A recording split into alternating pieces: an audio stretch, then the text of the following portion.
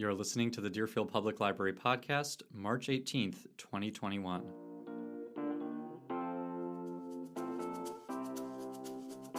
I love the fact that you use the word responsibility, because this book, as a whole, has become definitely that. Welcome to the Deerfield Public Library Podcast, where we interview authors, artists, and other notable people from our suburb of Deerfield, from Chicagoland, and around the world. I'm your host, Dylan Zavagno, the Adult Services Coordinator at the library. And our guest is Jasmon Drain. He's the author of the recent book, Stateways Garden. It's a book of linked short stories exploring characters who live in and are shaped by the Chicago housing project named Stateway Gardens, which was torn down in 2007. Stateway Gardens was published in early 2020 by Random House.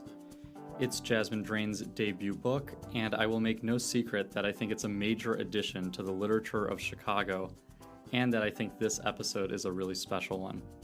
Here's my conversation with Jasmon Drain.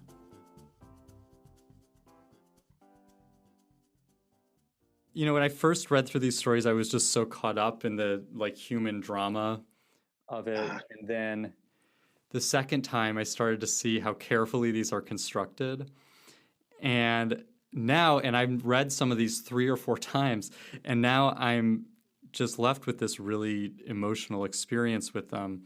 So I guess I thought I'd start by asking you about the title, Stateways Garden, which moves the S, adds an apostrophe to the housing project Stateway Gardens. Right. That set off a bunch of things in my mind, but let me know what you were thinking about when you titled the collection that. Actually, the truth of it is I didn't even want to name it that. That was a happy accident. It was kind of luck for me, because I wanted to name it after the title episode chapter, like Stateway condo gentrification. I wanted to name it some lazy but now shit like that, you know. And when I think about it now, it's kind of silly when I think about it now, right? Because that wasn't enough. But when I started playing with it and I named it that, even now I kind of struggle with it. It's a little. Even now I do. When I hear Stateways Garden, I'm like, oh, okay. But I do know it fits and I know it works. And so with the apostrophe, giving it the meaning, the meaning is exactly what you think it is. It's just giving the possessive to the garden. And, you know, there's kind of a topos and a motif of foliage throughout, you know, lack of grass and things of that sort. So it really was just blatant after I did it. You know what I mean? It was blatant, like, oh yeah, this is what you're going to name it. And then you were thinking about some other silly nonsense that was, you know, so that's kind of how it happened. It was luck. I'm not really that creative. So, you know, it came out and I'm getting used to it. I'm getting used to it. So, yeah. I think that's so interesting, because that was my experience of it as a reader too, was that I first read it and then I thought, well, that's just the name of the projects. And then it was like, wait, no, there is a difference here. And then it's possessive, but it's not just the grass, the topography, as we'll get to, but also all of the implications of the word garden. What grows and flowers here? What people, how are they growing and changing over time? So you're writing about a real place. On the one hand, I would imagine you want to be careful as a writer to pay tribute to the real people who live there. But you also are following your own imagination, intuition. And I guess this can be very fraught. And a lot of people have a lot of expectations coming into reading this. What kind of stories are we going to get? It's going to be stories about the projects. Absolutely. And, you actually have a moment. I guess a lot of people assume that you grew up in these projects, and you have a moment where you actually had the inspiration. Most writers don't have a specific moment where they're inspired. So can you tell us about that moment and just your relationship to Stateway Gardens? It was Random House allowed me recently to do an addendum to the book, the paper for the paperback. And so I got to write this really cool essay, and it kind of explains how it is. The whole inspiration of the book came from, I was having, I think it was like a Thursday or Wednesday, man. I don't know. It was middle of the week. I remember it was like middle of the week, because you remember your Saturdays, right? You don't forget them. But I knew it was middle of the week, and I was going to get on the train and go to like Belmont area or something like that, go to Clark and Belmont, something, buy me a bracelet or some silly nonsense like that. I was having a day like that. It was like, I was taking the day off, and it was just a normal day. Everything was regular. The bus and everything was riding smoothly. Nothing was going wrong. And I got to like 47th, and I remember I kind of sat back in the seat, and when I tell this story, it sounds made up to me now, but it's really not. I sat back in the seat, and you know how you sit back on the train and you kind of just really, you're in for a long ride. So you just kind of chill, and them seats are hard. So you got to get a good position, And I just looked over to the right the minute we pulled off from 47th, and I saw the buildings, man, as they were being torn down. And it was like instant, bam, like, because I was thinking to myself, now, I had heard of gentrification. I knew a little bit about it, but I didn't know what it really was. You know what I mean? What it really was. And so in the process of that, seeing these buildings, and they were half demolished when I saw it, right? So you're looking at this, and it looked like you know them honeycomb cereals? You know how you see that? Yeah. And it's got those holes in it, you know what I mean? That's what the windows looked like. And so I was enthralled. Like, damn, it hit me. I'm like, what the fuck is that like for somebody to tear your crib down, And I got off the train on Cermak, man, and headed back to my place, and that was where I started. It was right there. That's where I started. I've heard you tell this story a couple other times in the research I've done, but it's striking me now that you were doing something for yourself that day. Absolutely. And this book is all about trying to take responsibility for our imagination of each other, and that you had that moment and said, wait a minute, I need to take responsibility for what's happening here and try to tell this story. It's been that way ever since. I love the fact that you use the word responsibility, because this book, as a whole, has become definitely that. So when you were pointing out, you're like, when people go into it, they're expecting a certain thing. You and I both know that as readers. We know that. You know what people are kind of expecting. And I've had people say to me, this is not what I expected. You know what I mean? And so there was a responsibility in that. I was conscious of that. Not that I was trying to get away from it or pretend that it wasn't there, because that's not the case at all. But that's not all the people are. And so I really had to, for lack of a better verb, remove myself from it in order to see it clearly, and that was the responsibility of it. So to your point in your second reading, or you were like, I'm noticing how careful it is. That's just the part that I think kind of comes naturally to me. But when I look at it, I do realize you were spending your time on this. You were really, because it took me a long time to get it to anyone, for anyone to take it seriously, and definitely to publish it. So, Well, right. It was, 2007 that these buildings were being torn down. We're speaking 14 years later. 14 years. And sometimes I think it takes that long for writers to find something and ingest it, right? For just the culture to tell those stories, or for the publishing world to decide it's time. I was just thinking, I kind of get on my soapbox sometimes when I talk. The publishing world, there's a lot of pandering, you know what I mean? And people are talking about slavery and civil rights and all these things. And to be a Black person writing about Black America, there are things that we've gone through. You don't have to go through 100 years back to find something to talk about. So I know that that's been probably one of my biggest obstacles, the fact that I wasn't, for lack of a better word, pandering. And I'm not going to ever do that. I'm never going to do that. And I know that's probably going to cause me some issues in the future as well. But I do realize even now that was one of the big things that probably held me back. Well, but we're better for it as readers. And I appreciate you. I appreciate it. The stories are the conflict in these stories are domestic stories. These are, kids worried about school. Am I wearing the right clothes? It's between friends and parents.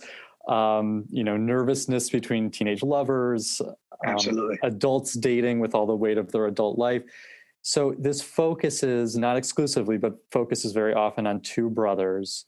Right. Tracey gets called the smart one because he's sensitive and shy and observant, and he wants to be liked by his mother more than anything. And there's this line that sticks with me.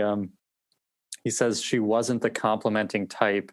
You had to drink all you could while the faucet was running."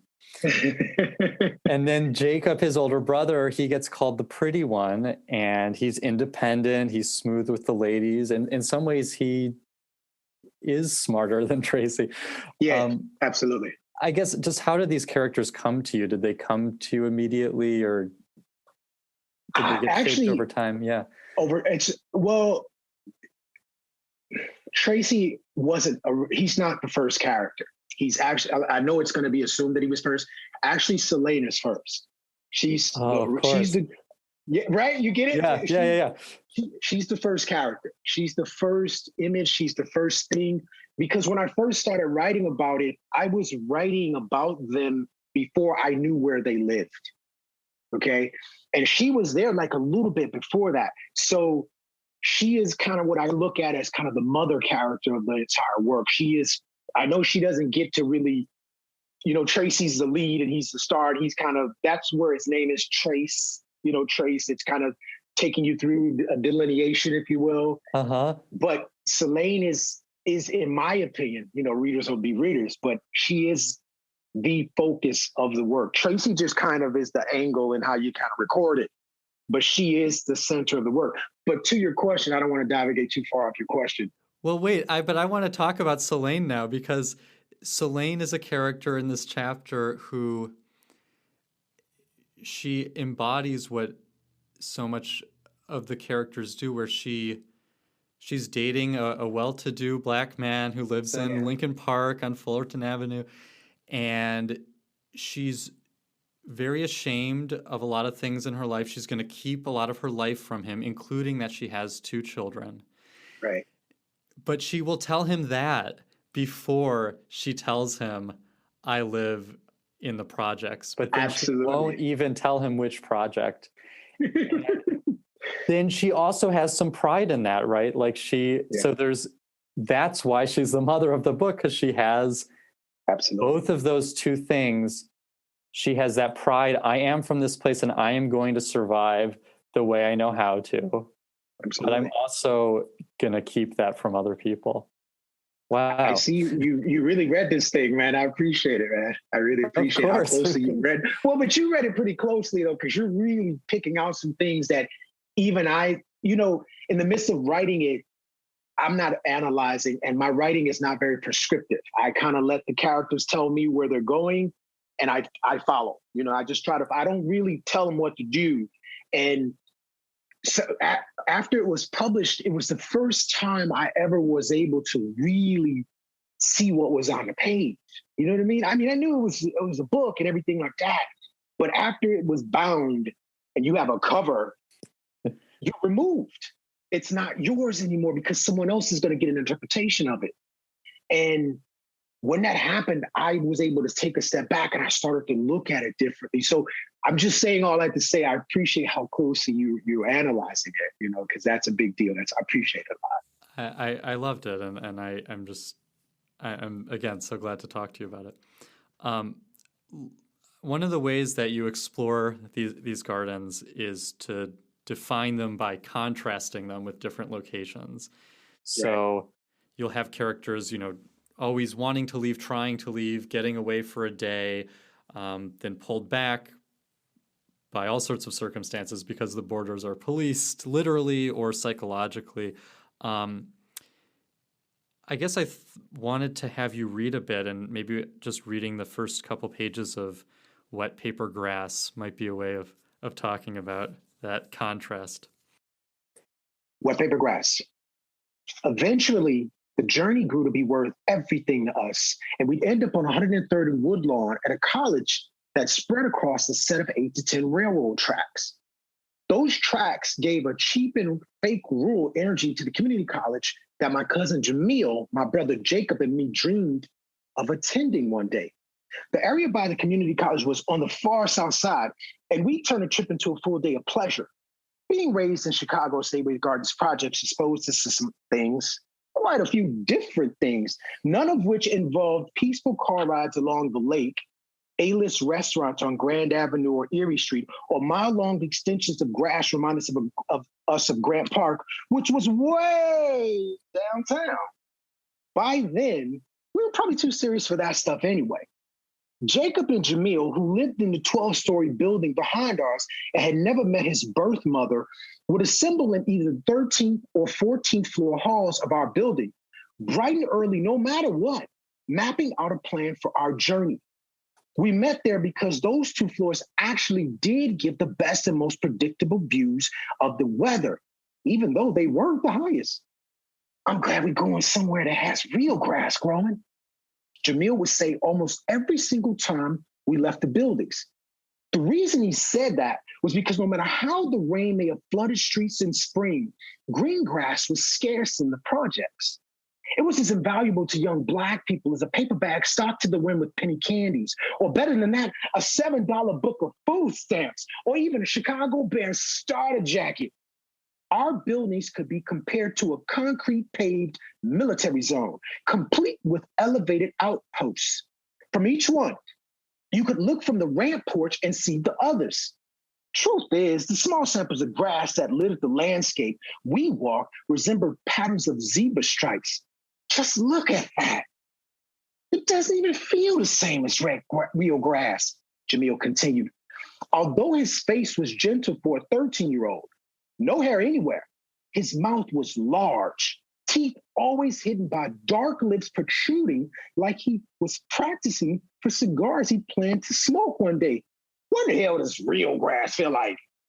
Jacob asked him, speaking quickly. It feels like wet paper, Jamil replied. He then turned to me. You ever felt wet paper? Thank you. This was one of the stories where I was just so caught up in the drama. The boys are going to try to jump the train tracks, the L tracks. They have to cross the Dan Ryan Expressway. I was holding my breath. And then as I read it again, it's like, oh, of course, not only, there's the title, and obviously they're comparing their grass to the grass over in the community college, but it's so careful the way you constructed it, where the soil that they love, that's called the healthy soil, that they're comparing to their soil, the healthy soil in the community college, well, it has those little crystals in it. And it looks so pretty. And if only we could have that. But then I kept thinking about it, and well, those little crystals that's not natural soil. That's created soil. That's created soil. It's chosen by somebody. It's funded by somebody. And it's Absolutely. The same thing that's happening to their home, Stateway Gardens, is somebody's choosing for them to have the grass where it's so unhealthy and nothing healthy can grow here. Yes. And it's like, what's amazing to me about these stories, I think it does what great literature does. It doesn't just ask us to empathize with the characters, which is hard enough for a writer to do, but it also is asking us to see what's the political climate, what's happening in the world, who's making the choices that are pushing and pulling on these characters. Wait, where did you get this great literature? Like, you need to stop it. Like, dude, look, look, man, I appreciate it. In the midst of it, I'm glad to sit here and talk to you, because it's kind of all coming full circle. It's very difficult because I never really wanted to be a serious fiction writer. It was kind of, a thing I did. I was doing a thing, right? This moment when I started writing what eventually became this book was when I realized, all right, this is, and being a writer, there's a whole lot of things you give up. You give up a lot of things in the process of being this thing. And I say all that to say, I never intended it to have political undertones. That was never intentional. It was just me being the director, if you will. Just, okay, let me follow you guys and see where you're going and what were you doing. And, none of them are based off of me. Maybe Jamil a little bit is based off me. None of the other characters are me. I know everybody's going to assume that it's autobio because that's where fiction is nowadays. But Tracey is not me. I'm sure you can tell I'm not him. I'm not really that shy when it comes to it. No. I never really set out for it to have those political undertones, but it was natural and it was organic. And I think I'm starting to realize, as you're becoming one of my favorite readers, that I guess I take a lot for granted because, you can be political and then you can be heavy-handed. Right. And I guess in order to kind of give it like a soupçon of politics, it's inevitable what I realized. And even in the midst of me reading it, it was inevitable. It was inevitable. You couldn't get away from it. Well, here's another example of that you do in the story is titled Reaganomics, Left Lying in the Road. So Tracey, I think, is like 13 now, and his mother's boyfriend, kind of stepfather character, he's in a band, and he takes Tracey out of the projects. We're going to go to Iowa, and I'm going to take you to a hotel. And this is wonderful for Tracey. He's so excited, and he's going to be a man now and learn about the world. And at one point, that stepfather character says, this here is Reaganomics. You have to be aggressive and take what you can because trickle down is not going to work for Black people. But the way that character, then the stepfather, he's almost using that as justification for himself to betray the mother. But Tracey hears it one way, and then we as the readers hear it one way. So it's not heavy-handed at all. You are placing this here. It's absolutely a real conversation that could and would happen. And it has all of these implications where we're asked to think, how did that political ideology contribute to all of us betraying each other? Exactly. All of us betrayers. It starts from the top, and it never even reached any of us, And that's exactly the synopsis. All of us betrayed each other, The thing about it is I've said this before. I never really have gotten into books. I'm heavily influenced by John Steinbeck, and I've never really gotten into books, save for his, that really allowed politics to be at the forefront of the work. That doesn't work to me because we're all going through some period of time that if you look back, like in the last 10 years, let's just dismiss that. That's historical in itself right now. But just if you go back to 1991 and you take it all the way to 1999 or 2000, in those 10 years, something happened to those people growing up, living through that time, that if you put it on the paper right now, you're not spending all day talking about whatever was going on. You're still living your life. You know what I mean? And that's what politics, how it really works in terms of us as humans and characterization. No one is dominated by politics all day, every day for 24 hours a day. That just doesn't happen. So in the midst of it, you're still living your life. And you have to show as a writer, how do politics permeate the life as opposed to the life permeating politics? Because that doesn't happen. Right. And I think what I'm saying, to embarrass you further, to call you a great writer, but that I think short stories in particular and are a way of knowing about the world and learning about the world. And that, it's not the same as writing an essay. And a lot of people want it to be, I think. And these stories are actually intentionally or maybe not consciously written against that impulse that we want to get these easy answers. One thing I wanted to ask you about, I think for me, my favorite points were when it becomes, it's not quite magic realism, but there's this story where Tracey dreams of being in the suburbs. Yeah, Dalton. And Yeah, in Dalton, Illinois. And he's dreaming of, well, my mom is going to actually wake up every morning and make me pancakes. And instead of yelling at me about what I'm going to wear to school, she's going to ask me what I think about her clothes. My brother's going to come and hang out with me. And it's so wonderful. And then there's that other story where Tracey talks to a tornado. And these are ways of knowing, I think, that are like what a story can do. Yeah, absolutely. Can you tell me more about just writing those? Yeah. The longer I was with him, the more he was kicking my ass because his imagination is like unreal. You know what I mean? And in regards to like the other characters, he's got this imagination. I actually struggled, and as time goes on, I'm sure it'll come out. I actually struggled with allowing him to lead the work as it was, because I was going to just flesh it out and make it a traditional novel, quote unquote. And of course, writing it in this form was very difficult for me to get across the hump because, this is the publishing industry. They want this cookie cutter kind of thing. And he wouldn't allow me to do it because there was just too much to say. And I didn't want to just cheat the work in order to make it easy for myself so that I can get some big check that effectively I didn't get, right? But the work is there, right? So I have to, you have to sacrifice.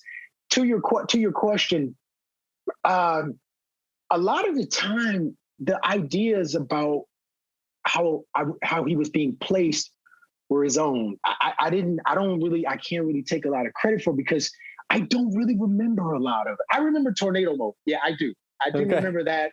And I remember, this medieval kind of castle kind of thing he was setting up, and you got this water. I do get it. And I do get kind of jealous because I don't have, the ego to really appreciate it the way I should. So I'm always like, what is it like what is that like? What is this like? But in the process of it, that's how it got broken up, because the titles needed to be there and certain things needed to be there that I was going to erase. You could just went 1, 2, 3, 4, 5, 6, chapter 1 all the way down and melded it, a little bit better. But in the process of that, I knew I would have been cheating everybody involved. Selene needed to be separate. I realized she needed to be separate, because had I told it that way, it would have all become some kind of amalgamation of poverty, maybe, or maybe not even poverty, but just, I don't know what the word, privation even, you know what I mean? Just strictly, this is what you'll get. But because it's separated, you do get to see the perspectives, and you have to look at it from an angular space. You have to change angles as opposed to just going straight down a path. Does that make any sense at all? I think so. Yeah, you're letting the characters take us where they want to go, and that's getting deeper into this way, what I would call this way of knowing in a short story that you don't get necessarily in a novel without having a discrete section like you do. Yeah. Since we're talking about Tracey and his perspectives, I would love to have you read the end of the Stateway condo gentrification. Okay, great. And this, just to set it up, this is a different man his mother is with, and she's hoping this man might take her out of the projects one day. And of course she is wrong about that. And she asks Tracey to, smile at him and help in the seduction. The Stateway condo gentrification. Mr. Caldwell was married, happily married, judging from the shine of that gold ring on his finger. Mother said when you're married, you have to take what you can get on the side. And from the way she described her dealings with Mr. Caldwell on the elevators when coming from work, she was definitely more than he thought he could have on the side. He sent cabs for her on early mornings and late evenings, usually on the 4 days she was expected to be at work as his personal assistant. She was off Fridays, but didn't come home. Mother wouldn't so much as leave a message on her phone number while being gone for so many days. She eventually fell in love with Mr. Caldwell. He was the kind of man she needed, the man who could take us out of the projects. Problem was, Mr. Caldwell didn't like me. Said to my mother that I always gave funny looks that made him feel uncomfortable. Actually, I don't remember looking him in the face at all. I recognized his husky Lincoln Town Car when he pulled into the parking lot, the strong cologne as he sprinted past me on the porch, heading upward down the stairs, and his voice, I heard it from the room. Mother said she wasn't taking any chances on losing what she worked so hard for, on finally moving away from the projects. She especially wasn't going to lose it on account of me. I was old enough to take care of myself anyway. I asked you to smile at him, she said firmly. That's all I asked you to do.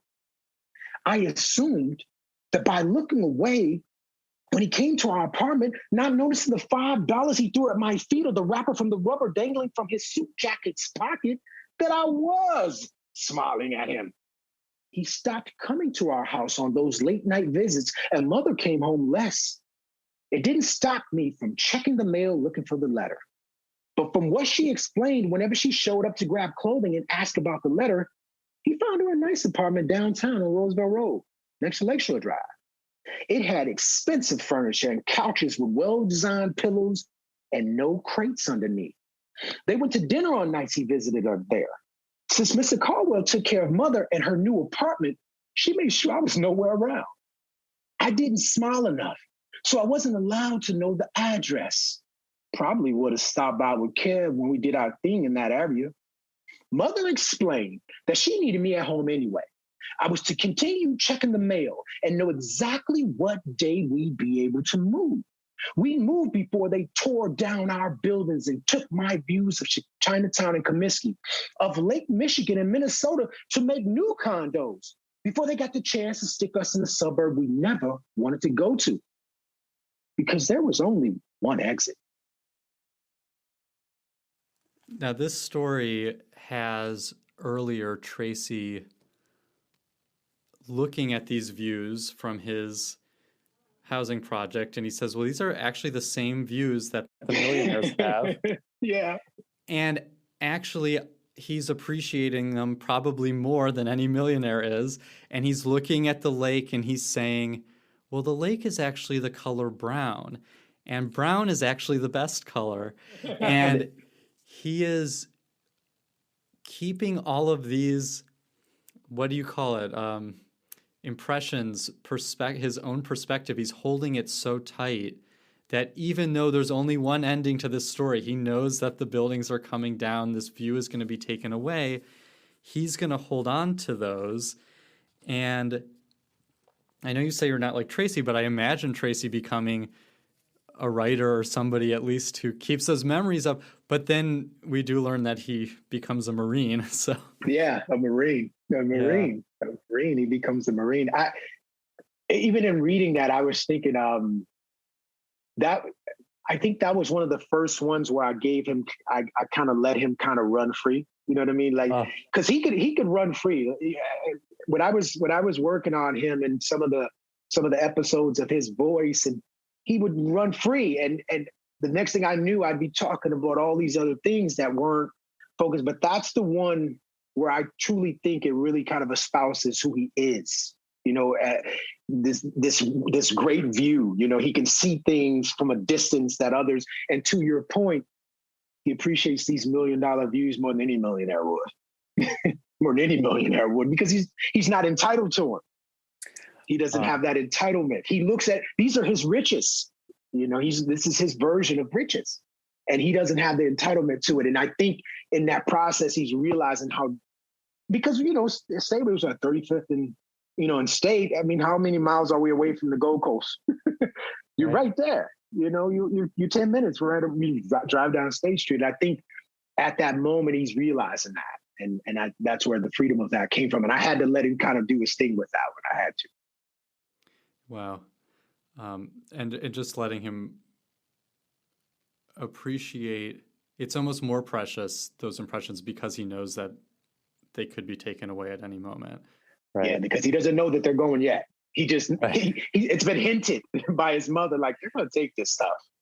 Well, and then that's what's so amazing is that his defiance, where he does find a little freedom, against his mother and this man, Mr. Caldwell, is to not look at him, right? Is to say, I'm going to choose where I look and where I don't look.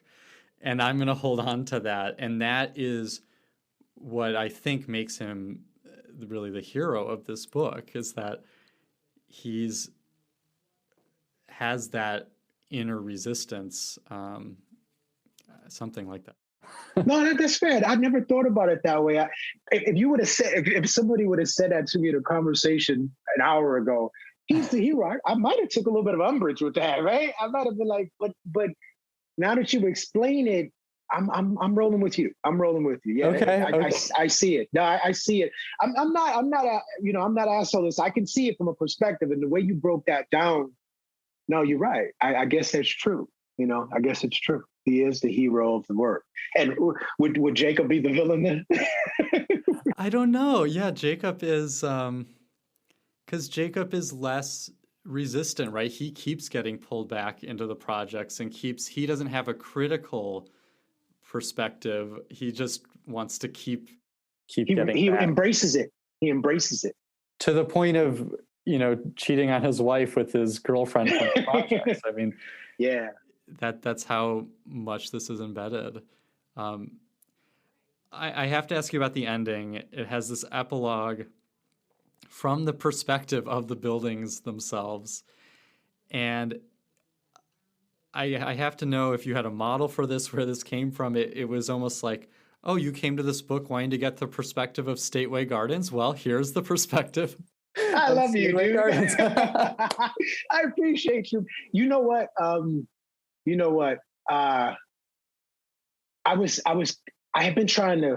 have been working so hard. I went through so much trying to get the book over the hump, as far as just getting someone to give it a serious look. And, I went through so much with these silly agents and all that stuff. But I always knew that there was a perspective that I was leaving out. I always knew it. I knew, but I didn't know where it was or what it was coming from.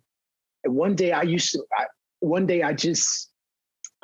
I was trying to remotivate myself. I was pretty discouraged. So trying to remotivate myself, I started rereading the history and the stuff that kind of informed my keystones in it, the stuff that gave me the anchor so that I could know the landscape and really understand it. I mean, I've been by it and I know it. I've been to it, and I had an aunt that lived there, so I've seen it before. But I had to get some real intricate stuff that I didn't really know. I had to really get some intricate stuff.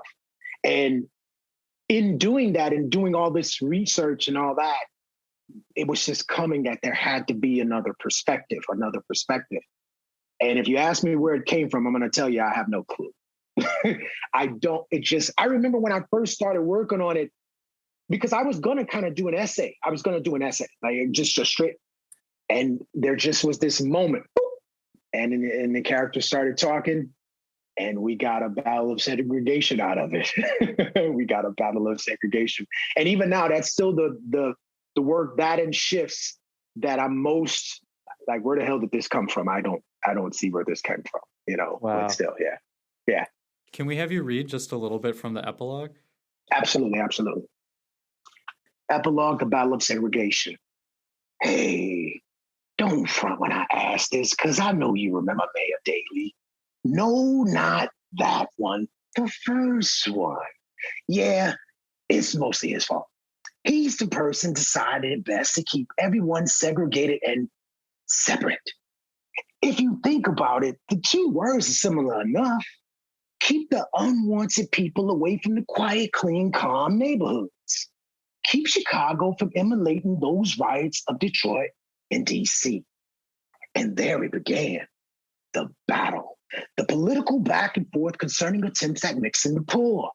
Those against segregation never even considered that maybe certain people prefer the separation and wouldn't want to move into our buildings. Because ultimately, living there meant they'd have to do the unthinkable, live and mix with all other races of poor. Man, people will stretch their dollars to the city limits and struggle check to avoid that kind of integration. All the races of the poor living together? Be serious. Therefore, Daley had a head start. But let's be honest, all poor people, no matter their color, do belong stacked together, don't they? Nah, the poor can be separate as well. Some can even fly.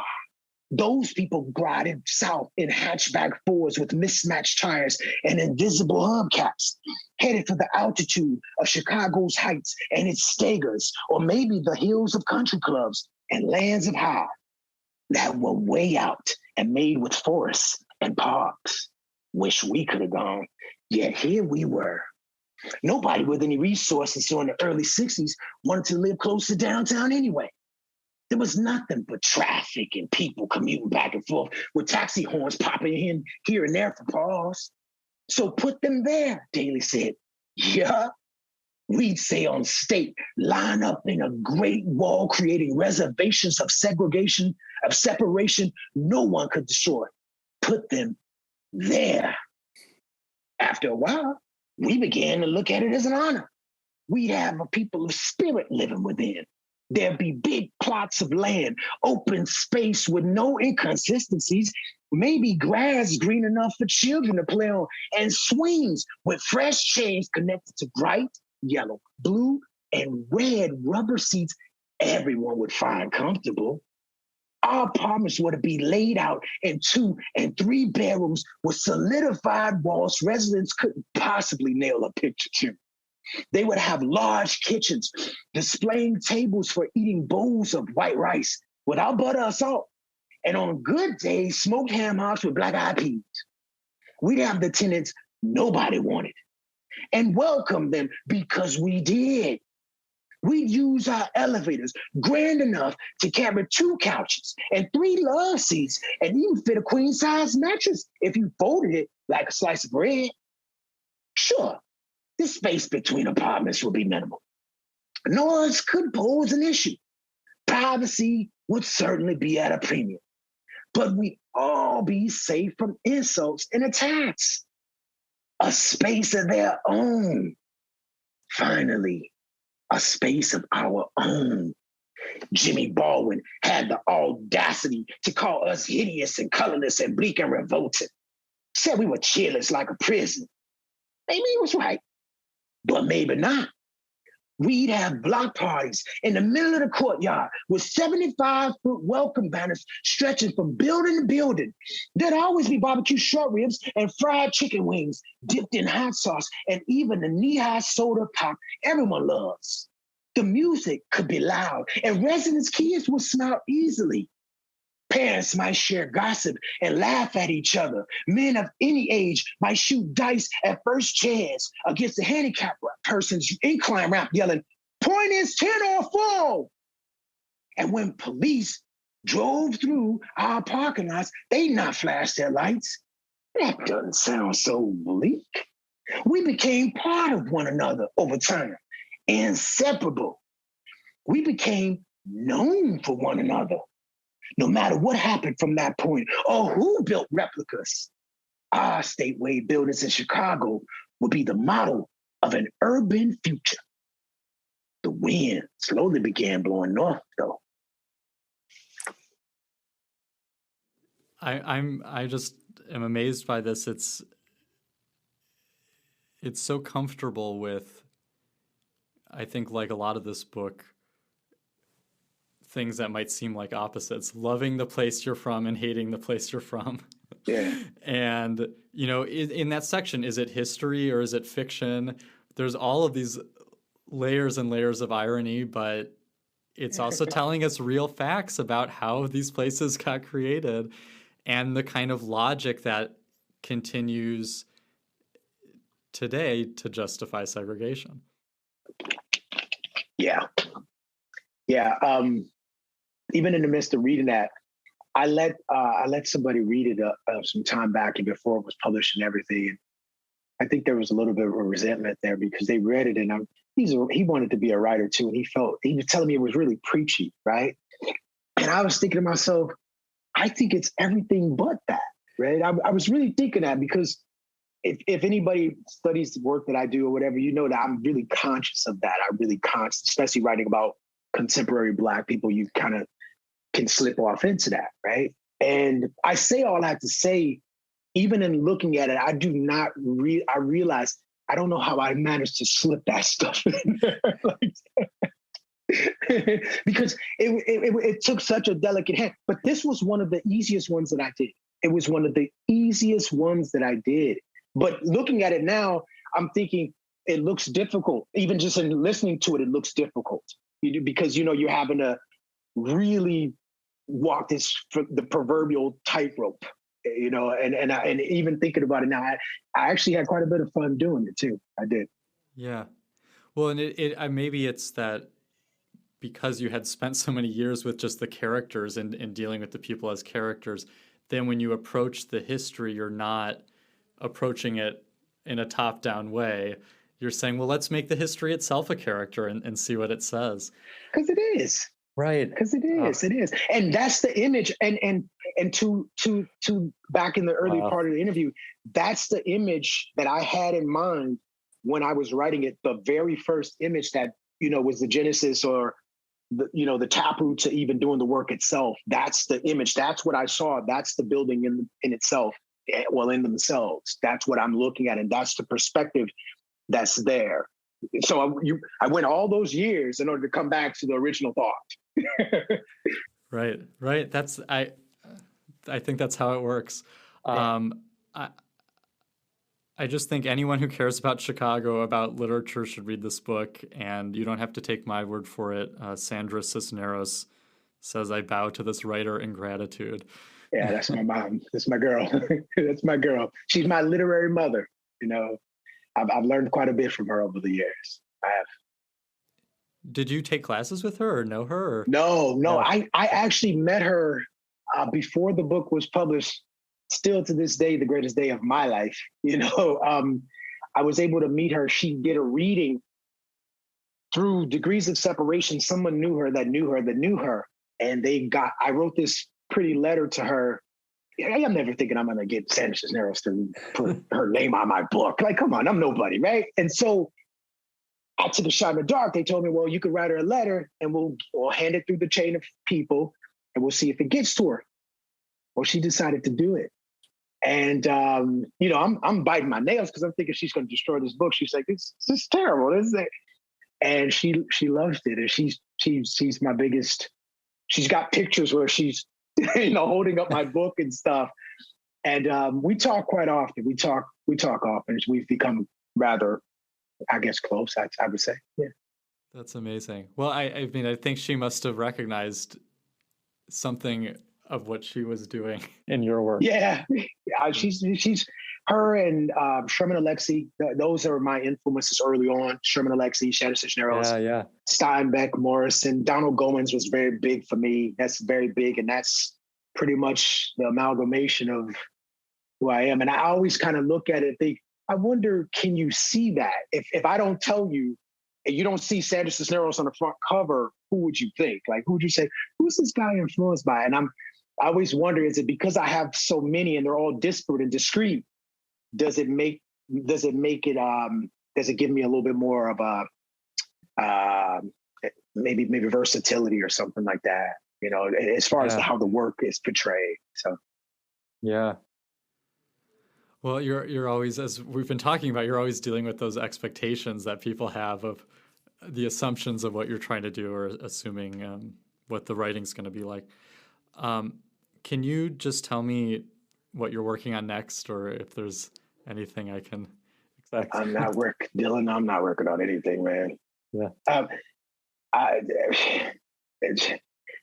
I went through so much to get this thing across. I'm so tapped out on the fiction industry, man. Yeah. If I had to answer you right now, I would say I won't do anything else. I hope that's not true, but if you ask me right now, I would say, I mean, I put the book out. It wasn't really heavily promoted and marketed and things like that, and so a lot of the reception I'm getting, the reception that I'm getting from the work, it's kind of what's that word? It's kind of a bittersweet, because you have to say, well, you can't say that anybody forced this down someone's throat and they're saying these things about you because they're paid to, or there's some agenda there.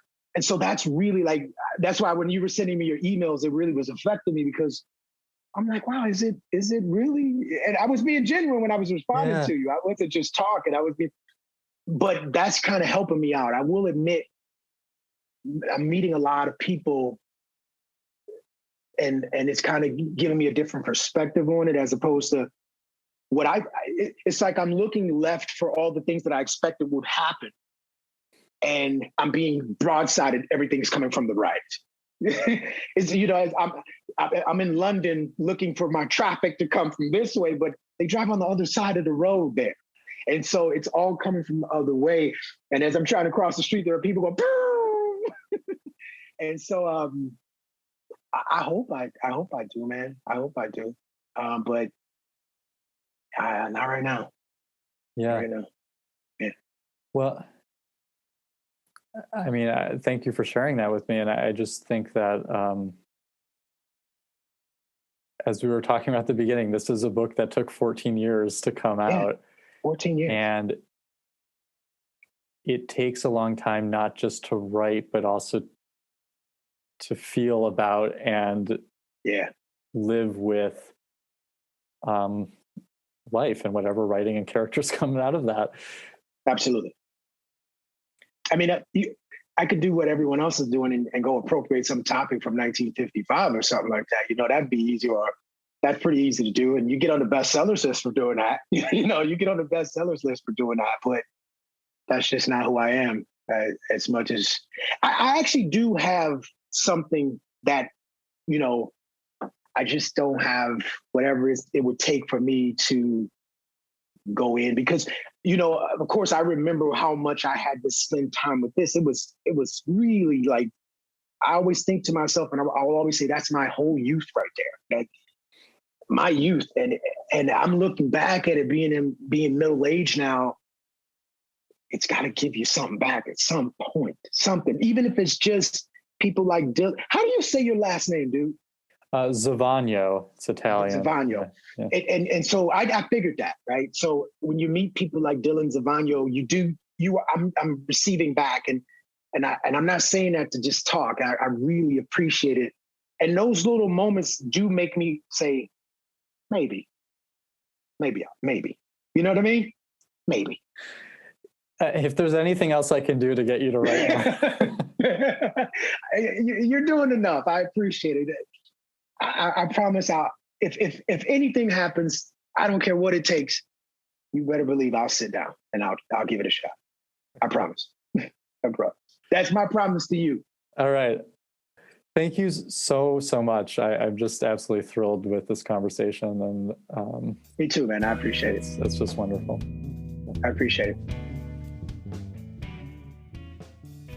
You can check out Jasmon Drain's book, Stateways Garden, here at the Deerfield Public Library, or check your local library or bookstore. That's our show. Thank you to Jasmon Drain for taking the time to talk with us, and thank you for listening to our 47th episode. Comments and feedback are always welcome and can be sent to podcast@deerfieldlibrary.org. Go to deerfieldlibrary.org/podcast to learn more about our show and find links to subscribe.